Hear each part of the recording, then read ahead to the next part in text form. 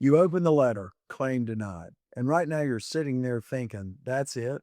I got hurt at work. I did everything I was supposed to do, and they just said no. Here's what the insurance company is hoping you do right now: nothing. They are betting literally. It's a financial calculation that you will read that denial letter, feel defeated, and just walk away. Most people do, and that's exactly why I'm making this video. Because a denied claim is not a closed case, not even close. In fact, I'm going to show you the number one reason claims get denied in North Carolina. And when you hear it, you're going to realize it has nothing to do with whether your injury is real. It's a paperwork problem, and it's fixable. I'm Ken King. Let's get into it. Before I walk you through the appeal process, you need to understand why your claim got denied in the beginning. Because the reason matters, it changes your strategy. There are 5 common reasons workers' comp claims get denied in North Carolina. Number 5, you missed the deadline to report. North Carolina law requires you to notify your employer of a workplace injury within 30 days. If you waited too long, they'll use that against you. Number 4, it's not work related.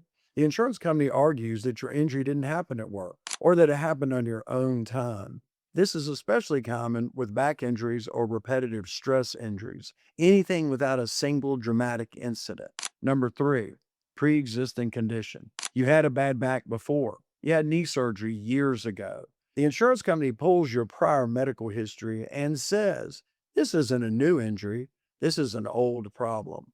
What they don't emphasize is that under North Carolina law, if your work aggravated a pre-existing condition, you're still covered.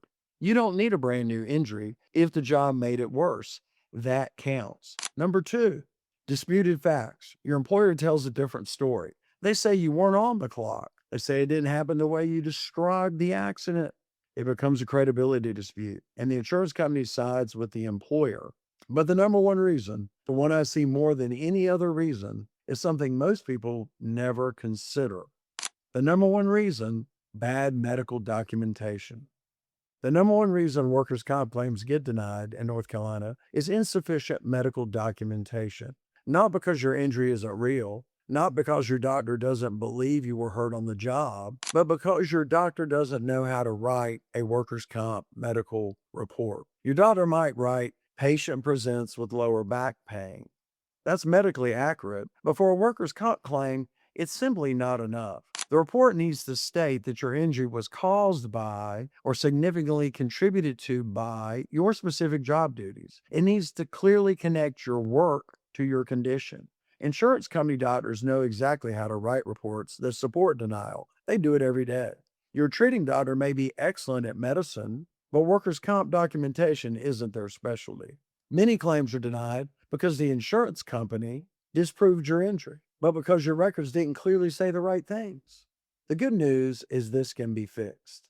Your doctor can supplement or clarify their opinion. You can request a more detailed report from your doctor. This often makes a significant difference. You can obtain a second opinion from a physician who understands workers' compensation documentation and can provide the report that you need. But you have to act, and you need to understand the appeal process. There is an appeal timeline, and it is quite often critical. Under North Carolina General Statute 9784, you generally have 2 years from the date of your injury to file a claim with the North Carolina Industrial Commission. 2 years sounds like plenty of time, but I can assure you that it is not. The appeal process has multiple stages. Each one takes time. If you wait until the last minute, you're already behind. The insurance company has been building its case since day one. You need to build yours. Now let's talk about what you actually file and what happens next. Step by step, this is the filing process. Step 1, file a Form 33, request for hearing. This document formally tells the North Carolina Industrial Commission that your claim was denied and you're requesting a hearing before a deputy commissioner. It starts the appeal process, the appeal of the denial of the insurance carrier. Step 2 is mediation. Before a hearing is scheduled, the Industrial Commission will order the parties to participate in a mediation. You, the insurance company, and a neutral mediator meet together to try and resolve your case without the necessity of having a hearing. Many claims settle here because hearings are costly and uncertain for both sides. Step 3, a hearing before a deputy commissioner. This is not a jury trial. but it is your opportunity to present evidence to a deputy commissioner regarding the injuries you sustained on the job.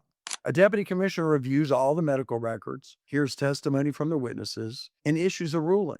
This is where medical documentation becomes critical. Clear, detailed opinions connecting your injury to your job can make all the difference in the world. Step 4, should you lose or the other side lose, is request for a full commission review. If either side disagrees with the deputy commissioner's decision, they can appeal to the full commission. A panel reviews the record and can uphold the decision, or they can reverse it, or they can even modify the decision. In the event the parties don't agree, you can appeal to the North Carolina Court of Appeals. If the full commission rules against you, you may appeal to the Court of Appeals. At this stage, the focus is primarily on whether or not the North Carolina Industrial Commission applied the law correctly, not on reweighing the facts or hearing new evidence. When denied claims get reversed, insurance companies often will deny them as part of a broader business strategy. It's not always because your claim is weak. Denial, in fact, reduces payouts. If a percentage of people walk away after receiving a denial letter, the insurance company saves money. Fighting only the cases where claimants push forward can still be financially worthwhile for them. That denial letter wasn't necessarily a final legal determination. It was often a strategic decision. Denied claims get reversed regularly when people follow through. When they file a Form 33, when they go through the process of presenting evidence, strengthen their medical documentation, and present their case at trial. The injury doesn't change. The facts don't change. What changes is that the claimant didn't give up. The claimant continued to fight. And when you correct the most common issue, weak or incomplete medical documentation, the foundation of many denials collapses. Because the argument was never that you weren't hurt. It was that the paperwork didn't clearly prove it or establish that you've been injured on the job. Now, if your claim was denied, there's a question that's probably been running through your head this entire video. Do I need a lawyer for this? And I want to give you an honest answer, not a sales pitch. An actual framework you can use to decide for yourself whether or not you need a lawyer. I put together a 5-question checklist. And by the time you answer all 5, you'll know exactly whether or not hiring a lawyer is worth it for your specific case. That video is right here.